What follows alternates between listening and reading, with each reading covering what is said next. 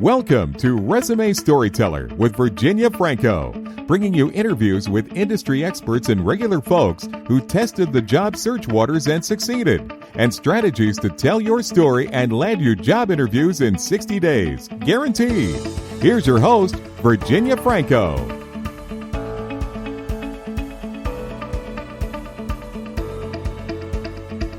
Hey guys, I am so excited to have with me Emily Lawson. She is an executive career transition coach, and we've been colleagues on LinkedIn for a while now. I just love her stuff on LinkedIn, so I couldn't wait to have her on. She and we share a mission to help job seekers to navigate the recruiting funnel with confidence. She has a 20-year background in education, HR, career development, and corporate recruiting. And she's helped over 1,000 clients to land ideal work and successfully transition into some top tier companies. And I'll list just a few: Google, Amazon, Apple, Tesla, IBM, and many, many others. So Emily, thank you so much for joining me. I'm delighted that we finally got to do this. Oh, Virginia, me too. Thank you so much for the invitation. It's truly a pleasure to be on. So I always love to start off with just asking, how did you come to be in this position? Because most of us did not grow up saying this is what we wanted to do when we were grown-ups. No, I can definitely say I fall into that camp as well. For me, the impetus in building my company was I just saw a glaring need. When I left the corporate space a few years ago, I was a senior HR VP with a Fortune 500 company. Very demanding job in and of itself. But I actually started to work with a few colleagues from a company that I worked with prior that was going out of business. And what I realized was a lot of what I inherently knew from the HR space was not common knowledge to the typical job seeker. And what surprised me even more is this particular group was from a research and development laboratory.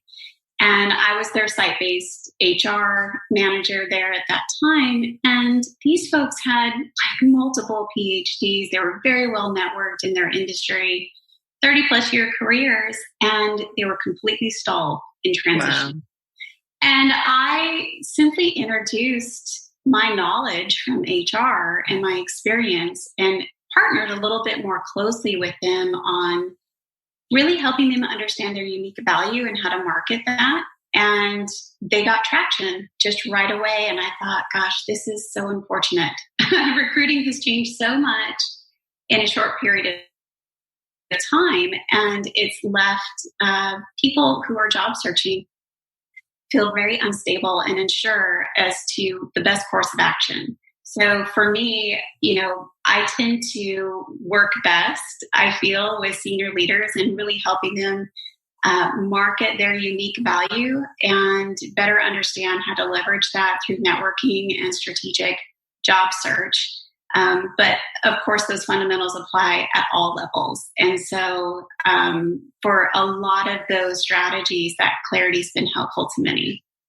No, and I work with all ages as well, but mostly senior leaders like you. And so many of them are in situations where they kept getting jobs because of their network they were recruited, either they were outright recruited or, colleagues would bring them along when new roles became available. So they find themselves having to sort of formally look for a job for the first time in many, many years. Sure. Are there a couple of sort of common challenges that you see facing your clients that are trying to make a move today that they just didn't anticipate? Oh, absolutely. I think it very much goes in line with what you just said. The typical model that has helped them transition into other roles really isn't active in the same way today. And either through a layoff or a lot of different reasons, they find themselves looking to transition, and they, simply just sharing your resume doesn't work anymore. And they're just, they haven't been on LinkedIn. They've been working. Honestly, I hate to say that. But yeah, no, they've been busy. They've been busy. So for them, understanding the key elements in strategically using their profile, not just having it optimized for recruiter searching, but really using it as a networking tool, that coaching has been paramount. But also, there's a lot of difficulty in understanding how their resume is used. It's just one piece of a much bigger puzzle. But on that senior level, getting through an ATS is really problematic because of how they have their information framed up. And so removing some of those obstacles has been a big piece of it. And for them, the biggest challenge is just this learning curve. They're having to go about this process so differently than they have prior. And for many, they don't really anticipate the time, the investment of time, resources, and daily commitment that's required to produce the quality outcomes that are going to help them really transition into the right role for them and in those ideal companies. So in terms of sort of misunderstanding or not having accurate expectations around the amount of time that it takes and the resources that they need, it's obviously it's different when someone is employed versus not employed, but what kind of a time frame in terms of maybe daily or weekly investment do you share with people, and how long do you think it takes on average to get a job? Yeah. Right. Well, I know statistically what's, out there. I do think, the 1 month for every 10K model, I've heard that kicked around. Mm-hmm. And I can see that, but I think if you factor in somebody who's new to this process and they haven't partnered with a career coach, and they're trying to read articles online and follow different influencers and get a better sense of how that's going to translate for them. The failing forward model, yeah, I can see it translating into a month for every 10K. I could too. That learning curve can be painful. So especially for the senior leader who really doesn't have the time on the daily to invest into a process that seems highly frustrating. However, if you do partner early on and you're able to get all of your personal marketing collateral and branding framed up and targeted the way that it needs to be, and then you have just even some fundamental coaching on how to use it correctly, and then have a career transition roadmap that you follow on the daily, right? Getting all of that into place really honestly takes at least a month.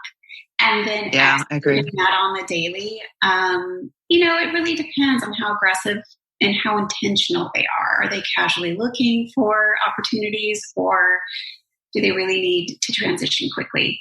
So it becomes more of an individual matter. But with them, once they get to that point, it's more about how hard they want to push that gas pedal. But Again, it's also the market and what's available, and really how picky they are, right? Which companies they want to work for. If they have a specific company highly targeted, it's going to take some time to build the network that they need internally to make that happen. Yeah, I agree. The urgency, and then that the level of targeting makes it. Those are huge variables. Yeah. So what advice do you give someone who comes to you and says, "Okay, I have got to make a move. Where do I get started?" I almost wish I could just reach out and hit a pause button with those because a mistake that I especially saw earlier on, I think when I was providing services kind of for all levels of job seeker, what I found is people have a tendency to be more reactive than intentional. And with that reactive behavior comes trying to, cut corners, shortcuts, maybe, paying just, not that much for a resume that's heavily templated with a lot of canned phrases or words that really doesn't explain their value. Yeah. It does very little on the side of HR. And, they're just looking for something that makes them look good quick, right? And help them, quote, stand out. And those are not good strategies, and they're not effective for any job seeker on any level. So I think the one piece of advice is to stop for a minute. If you're not having success, then that's your sign that you need to identify, do a pretty thorough needs analysis as far as where you are in the process. Are you not getting traction for, even that initial phone screen? Okay, then it's your resume that needs your focus. Right. If you're not getting offers or transitioning through the interview processes, then that's your sign that you need to get some practice with your interviewing. So you can go about it that way, or you can just kind of rewind from the beginning and set out a plan of attack and a strategy. Look at your resources, identify where you can invest and how you need to bridge the gap, and have a very calculated plan going forward. I also think that for many job seekers, they need to be comfortable with the process of learning. So look at failure more as you're just simply producing results that are giving you feedback in areas where you need to improve, right? As opposed to it identifying their value or taking it personally or letting it deflate them. I think if you just follow the process on a daily consistent effort and try to remove those elements, that's going to yield a higher return than just trying to fix it quick. It's interesting that I agree with you that feedback is a learning opportunity, and it's helping you move one step forward. But getting feedback can be tough, and getting it from the right people, I think, is so important. Oh, that's a good point. Yeah. Because if I pull four of my friends that know nothing about job search, right. It's not going to be really great feedback. And then and you would know this better than I, but people, when they do interviews, they are instructed not to give feedback more often than not. Absolutely. Isn't that correct? Absolutely. And I think, with a lot of job seekers, especially if they haven't been involved in hiring themselves, mm-hmm. It's especially frustrating because it feels like the HR or the prospective employer is ghosting them. And really on the other side, there's so many variables behind that. That process could have gotten stalled because of budgeting getting pulled. It could be a reorg. It could be an upcoming merger or acquisition. Things that got set in motion months ago sometimes get halted. And they don't want to lose you as a potential candidate, right? But they can't exactly be that transparent either about what's happening internally. The other side of that is, discrimination, bias. We get thousands of claims every year from prospective candidates who feel that they were discriminated against, and larger companies tend to get targeted for that. So we have to be incredibly careful about the feedback that we give. And, the more vague, the better. And I know it comes across impersonal and that it's not human. But if I were to get real with a candidate and say, you know what, your nonverbals are distracting, right? Let's say that they have a physical disability that's causing that. Well, you're opening yourself up to a whole can of worms. Right. Yeah. So, absolutely. And so that's why I say, try not to take it personally, but just understand that it's not the right fit at that time for you for whatever reason, and keep going. No, and I think that sometimes the feedback you're getting is obviously not from the physical feedback that you're not getting in an interview, but the fact that you aren't progressing. That's telling. If it happens often enough that your interview skills are the problem.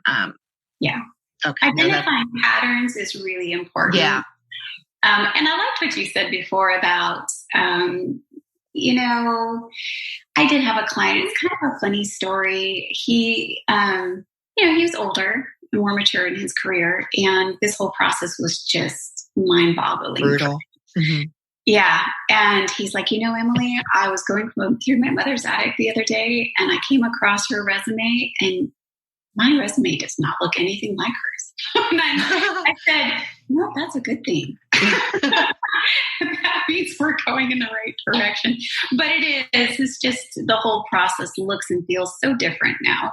It is. It's tough. And what I try to tell people is when they're trying to get feedback on their resume, for instance, or the language on their LinkedIn profile, is to expect that everyone's going to have an opinion.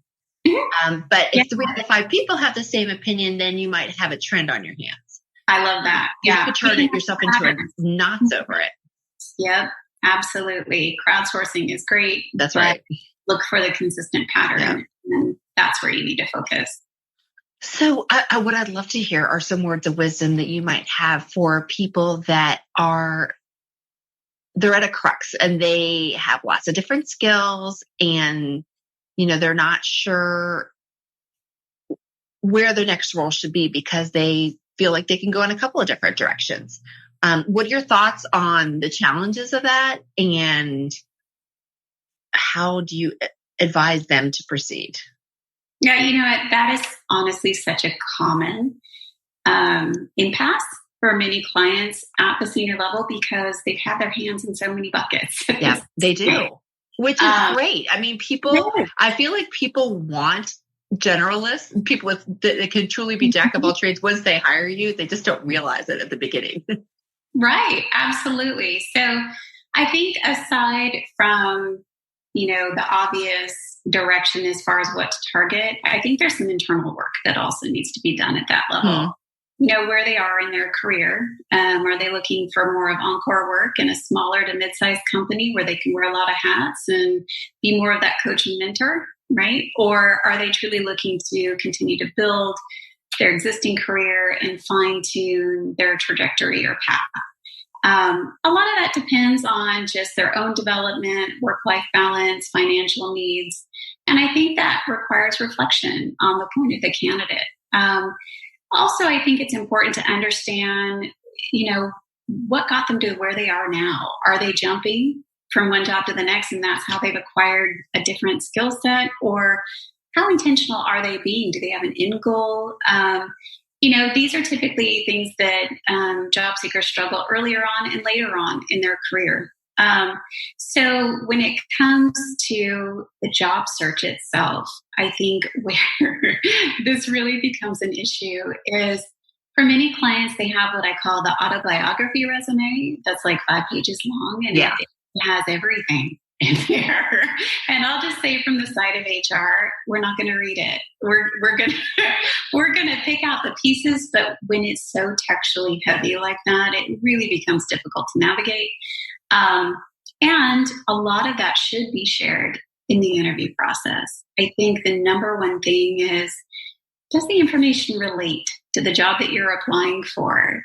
The answer is yes, then expand on that. If it's no, leave it off. It's okay. Not everything needs to be included. So, and this with resume writing, the more targeted you can be in your content to relate to the role that you're applying for, the more traction you're going to get. From the side of HR, when we're looking at a candidate, a lot of the things might be nice to have, but really that front end of HR, they're checking boxes. That's right. Wanting to know exactly what do you have that directly translates to the role that they're recruiting. And they need to be able to see it quickly, and they need to see it so that it stands out that you're that right fit for what they need. So there's the problem, right? How do you customize a resume for that? So the approach that I have, it's a little different. Okay. So what I typically do is I build out a core resume that my clients can use on a high level to share with their intimate network for that purpose, more of a networking resume. But it gives us the format that we know is going to work in either direction, whether they're trying to push it through an ATS or which that's a whole discussion in of itself. Yeah. Or they're sharing with their network. Once we have that framework in place, and it's going to be different for each person, then I actually work with them on building, a lot of people see them as bullets, but I like to call them value statements. Mm-hmm. And with that, what we'll do is, let's say their primary skills lie in operations and business development. Those are the 2 trajectories where they're wanting to pursue. Basically, we work out the primary categories, their keywords for each direction. And just simply in a Word document or a library, I've got my own system. Okay. we take each category and we build out value statements from their experience to support that. And in those value statements, we make sure to include, the situation or challenge or accomplishment. Okay. So sort of that story that in that challenge, action, result format. Okay. Yeah. Get the quantified metrics in there and really have good examples under each area. And for both directions, you might have categories that share. Then when they go to apply and they clearly understand what's needed from that job and that job description or who they've spoken to internally, then they can truly tailor their resume by transferring over the statements that relate the most. Oh, they can sort of plug and play. It's a plug and play model. And then being able to tie that in with the cover letter and then through their own networking, it works beautifully. And the top portion I typically keep for the system if that's going to come into play, to build it out more high level and with the right language so that that's not an impediment in the process too. Oh, that's a brilliant model. That's a brilliant, and that also allows them to pick and choose stories for their interviews, right? Because you can, depending on what bullets, you mentioned that. Yeah, and when we go through that process of building out those value statements, we do pick some to set aside that they put in their back pocket, is what I speak to it, because a lot of the behavioral and situationally based questions cross over. And so if they have 3 to 5 really good examples that they've framed out already, then they can evaluate the question and scale it to that example. And that's half the battle. Oh, I love that. I absolutely love that. So this next question is not meant to be flippant, but I always like to ask it because it allows people to sort of see common mishaps. So what is there something that just drives you most nuts when it comes to sort of job seeker mistakes or missteps that you feel like is sort of easily avoidable?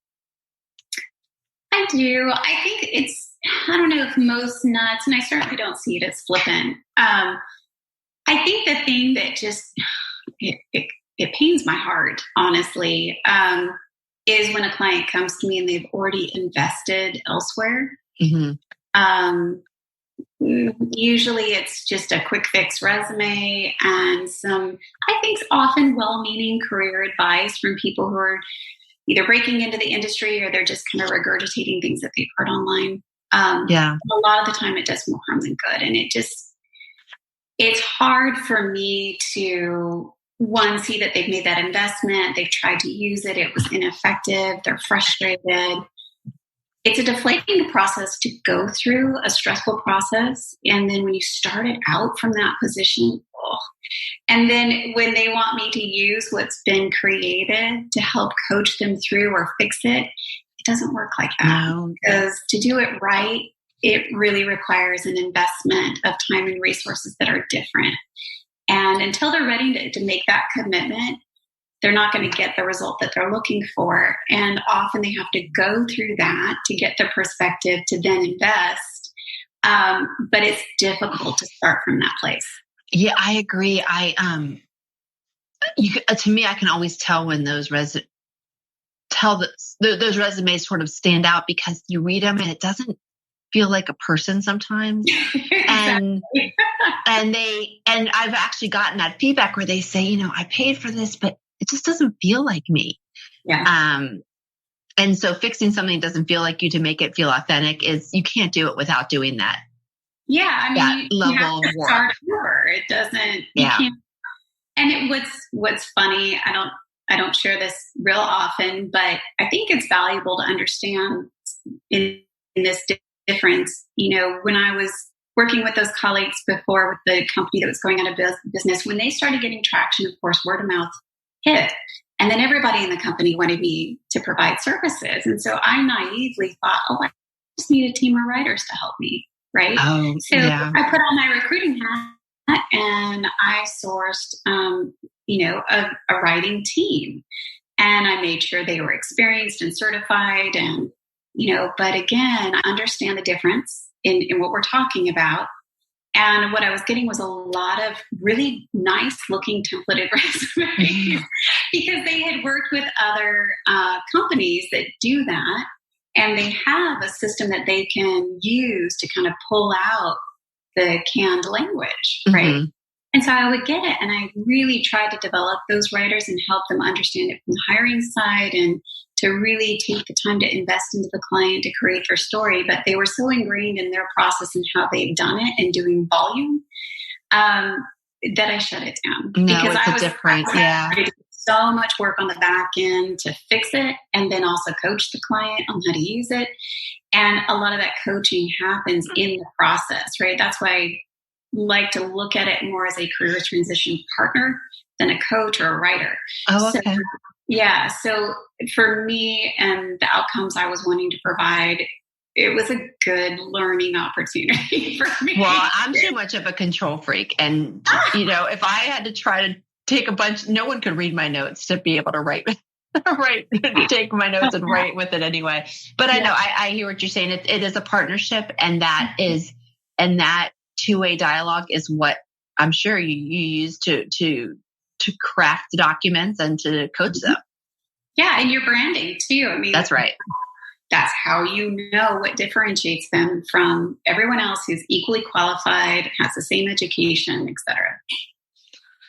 So you work a lot with senior leaders, and one of the things I want to touch base with you on is the whole discrimination thing, because there's been so much talk of it, especially lately, in terms of barriers to entry or discrimination in the hiring practice. And ageism is certainly one of them, but we know that there's racism and sexism and all of the isms.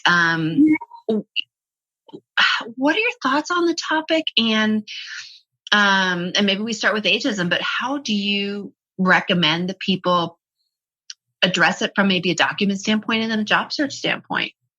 I think it's a little bit tougher from a document standpoint. I will say, from my experience in HR, it's a bit of a divided issue. So senior leadership is really leaning on HR to ensure that, we don't have disparate impact, and that we, have trained, those on the hiring team how to not have bias and not discriminate.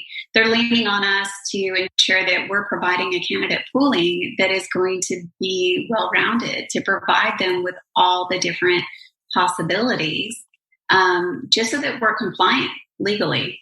Okay. But when it comes to those who are making the hiring decisions, they're looking through a very different lens. They're looking for the person who's going to make their pain go away. They're really looking for That's a really the good point. person that's the right fit for their team, someone they can trust and respect and really get in and work with. And that's a very different lens to look through. And honestly, you can't take the human element out of that. You can't train it out. I've tried. It doesn't work like that. The best that HR can do is when you have those back-end conversations after you've gone through the interview process, and you're kind of sitting at the table, you're down to 2 or 3 candidates and trying to make the decision on who's going to get the offer. There's a lot of coaching that happens from HR and bringing awareness to the discrimination that does happen, right? And how it can adversely affect the team.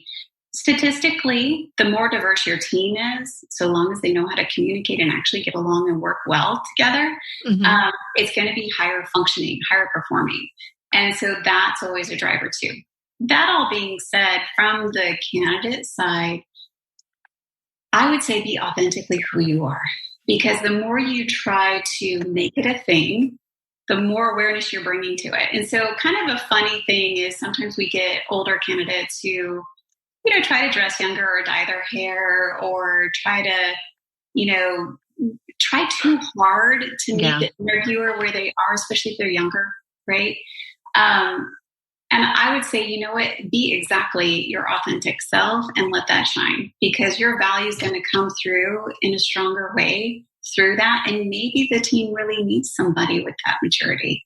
Maybe the team is really looking for someone who can be that stabilizing force and, provide that wisdom. So, you're always going to get a better result with that authentic approach anyway on both sides. And I don't think there's anything that the job seeker can do. But, just work on being authentic and genuinely connecting with those that you're interviewing with. I think that's going to go a longer way than any other strategy or tactic that they might have. And do you feel like that authenticity helps to mitigate internal biases because you're making that connection? Absolutely. The human connection is incredibly powerful. And at the end of the day, people do hire from that place of, do I respect this person and can I trust them? They're assuming that by the time that they get to the final stages, HR has already vetted out that they're qualified, experienced, have the skills, what have you. And if it's in a technical role, there might be more of a technical interview as far as their skills and their applied. But generally speaking, when it comes to business and leadership, it's more about their leadership style and does it fit into that environment, and explaining the accomplishments that they've had, and doing that from an authentic place and relating it to the role and how it provides value is going to go so much further than trying to eliminate something you don't have control over anyway. Yeah, no, I agree. I agree completely. It's funny. You said that you thought from a document standpoint, it was harder. I actually always think it's easier from a document standpoint because it's, you can make a resume seem a little bit more timeless. LinkedIn's a little tougher, but I feel like once the person's out there interviewing, there's just so many more wild cards. So I think it's more challenging, but I like your advice. Well, you are right with the resume, but I will share that condensing the experience or leaving off dates or using a more modern format, all those things. Yes and no. I mean, it does. You want your collateral to be branded correctly for your level, but HR is going to vet out your age. Like, there's no. You're right. That's right. You can't. All it can do is open the door to make them want to learn more. Right. Exactly. No, I agree with that, and I also agree that, like you said, we're as human, bias is inherent in humans, but genuine connections are the best way to mitigate it. Yes, and there's a bias, I think, that trumps all others, and it's called a similar to me bias. And it sounds silly, but I've seen it time and time again. What is that? It's where it can go in two different directions. So, for example, maybe the person interviewing is more senior and they're looking at someone more junior, and they see themselves in that person when they were younger, right? And they see the potential differently in that candidate because they identify with where they are in their career and just qualities about them that they relate to. The other way can be if you're interviewing somebody that's on your level and you just genuinely like them. You have common ground. Yeah. Maybe you have the same behavioral analytics, and that's a whole nother discussion. I'm certified in DISC, and or you went to a rival college, or some sort of commonality. Something common ground, but also just even how you function. A simple example was earlier in my career, I was interviewing for a tech startup, and I was interviewing with the CFO to build out their HR function, and I would be reporting directly to him. And I am all people all the time. I'm very outgoing. And he, I'm a high I, he's a high C. He was all about his data and numbers and analytics. And I came to the conversation wide open with all my relationship experience. He came to the conversation with, where's the proof? Where's the data? The numbers? Yeah. Examples. It was a huge disconnect. I still got the job, but it was a great lesson for me in understanding the importance of connecting with your interviewer based off of how they're intaking information as well. Yeah, know your audience. Absolutely. Yeah, no, that's really, really good advice. And in terms of finding common ground, I always love to recommend, go on LinkedIn, do Google searches, see if you can find commonality. Do you like the same things? Just those little icebreakers can go a long way, because people like to hire people that they like. Absolutely. Yeah. It's just so cool. Yeah, no, absolutely.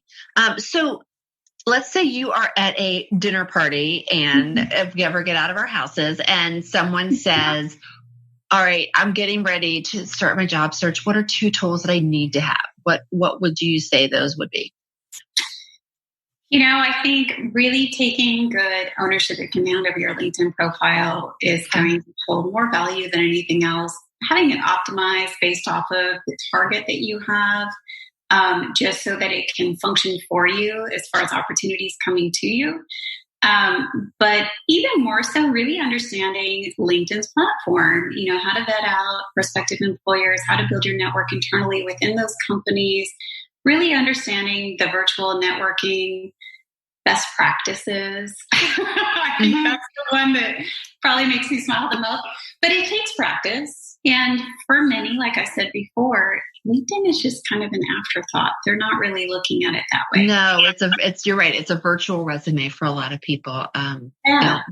We recognize the capacity of it to be, to me, it's just the world's greatest database in CRM. Oh yeah, absolutely. It's incredibly functional. I can't go into it enough. The other one, which I actually found an interesting little hack the other day that I thought you might share. Yes. I was, generating the key language for a client.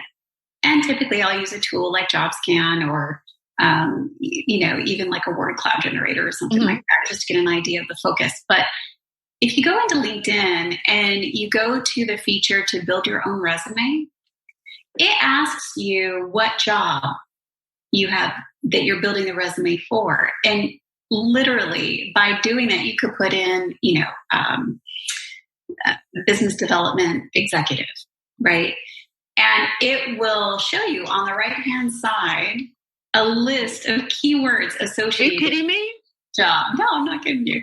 It'll show you. And what's gold about this, Virginia, that I love is, a corporate ATS is different. It's going to take keywords based off of the job description or what we manually entered in for targeting that job. LinkedIn is different. LinkedIn has its own internal ATS, if you will, but their own internal database of language that it uses to qualify people for searches and to see you as being the right candidate. And so when you go through that little process of building your own resume through LinkedIn and identifying those keywords, those are the exact keywords that LinkedIn uses on the recruiting platform to identify if you're qualified for a job or not. So like when I go to post a job through LinkedIn, people who apply, depending on the membership that you have through the recruiting platform, it's going to associate metrics and associate how qualified you are based off those keywords in your profile. So if you have a very clear target, this is a gold hack to generate the right keywords for your LinkedIn profile so that LinkedIn sees you as being qualified for that specific job. It's hard to do without a visual, but I kind of stumbled on it the other day and I thought, oh my gosh, this is... Well, I wonder, so I have noted, and this is a way better hack than mine, but some jobs on LinkedIn have like all the skills are sort of listed at the bottom. They're in little ovals, and then some aren't. Is that, do you know how that comes about? Because that's what I use. I go to just confirm what I've seen in the job posting, make sure I'm on the right page. But I go to the job postings on LinkedIn. Yeah, absolutely. Yeah, so the job postings have more like generalized keywords for that target job. Probably a more comprehensive way is if you do that job for like 10 different companies and aggregate the ones that stand out the most, and make sure that they're in your skills and endorsement section, because that's the correlation. It even shows you, on the bottom of the job, how qualified it sees you. Well, right. What I can't figure out though is how come some of the job postings have the skills and some don't? It depends on their membership in the recruiting. Depends on the membership. Okay.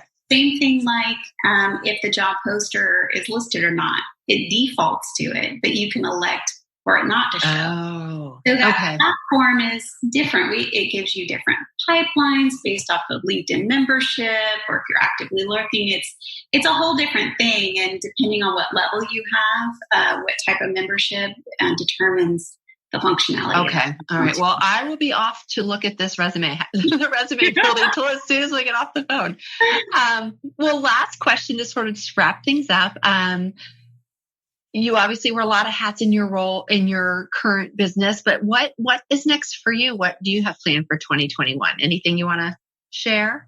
Yeah, so I think my business to this point has been a refining process of really clarifying my model. Recently, have taken a bigger step in not just branding, but also, content marketing and looking at that a little bit differently. That's been a lot of fun. I don't feel like I really have the time for it in the same way. So that's been a great focus. But ultimately for next year, what I'm working on right now is the need that I'm seeing the most in my current target client. And that is they simply don't have the time that they would like to invest into, managing their interaction with target companies, having that career transition roadmap and executing it on the daily. What they'll do is they'll kind of go all in, and then they'll go dark for a little while. Mm-hmm. Yeah. So what I'm doing is I'm actually developing more expensive packages.